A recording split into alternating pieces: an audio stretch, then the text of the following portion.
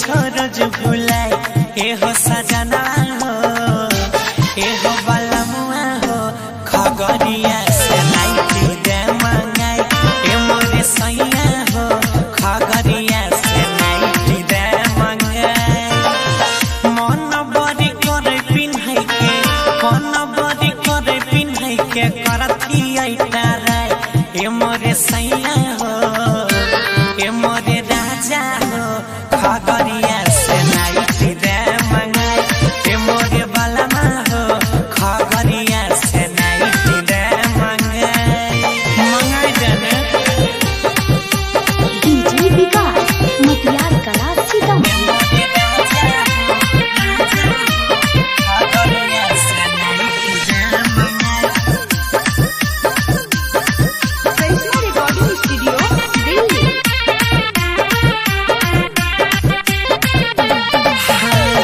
कितना दिन से कहै छी मानै नै छो बात हो तेना जदि करबो सैया रहब नै साथ हो नया हो तो भाग जब नहीं रहे हो कितना दिन से कहै छी मानै नै छो बात हो तेना जदि करबो सैया रहब नै साथ हो कनिया के बात जे सुनाबो मौगी के बात जे सुनाबो खिलेबो मछरी फ्राई ए हो सजना हो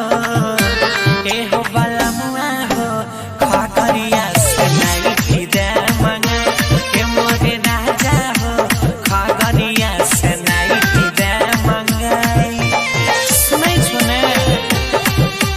डीजे विकास मटियार कला सीतामढ़ी।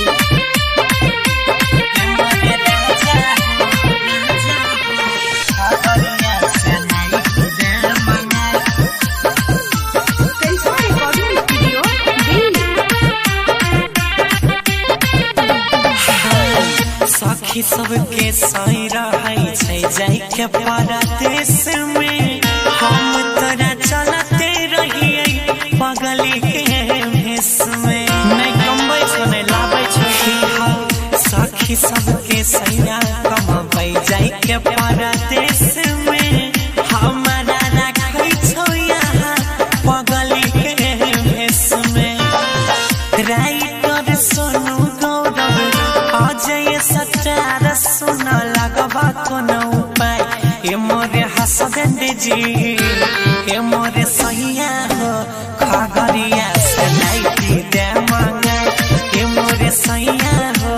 खगड़िया से नाइटी दे मंगाई जय भो तने आइयो बुझलो।